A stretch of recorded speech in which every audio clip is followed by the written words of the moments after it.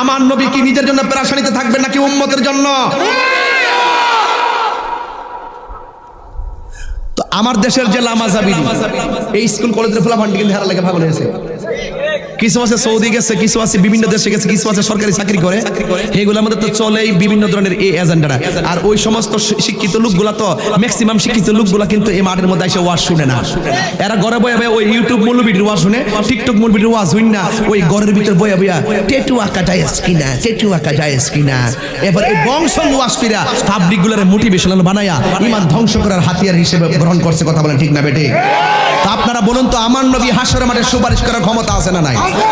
যেই ব্যক্তি বলে নবী সুপারিশ করতে পারবে না, ওই ব্যক্তি যত ধরনের ভালো কথাই বলো, সে কখনো আপনার আইডল হতে পারে না। ইজা ইজতিমা আল হালাল ওয়াল হারাম গলাবাল হারাম। হালাল এবং হারাম যখন একত্রিত হয়, হারামটা প্রাধান্য পায় না। আল আসমা ওয়ান নাজায়ের সূত্র।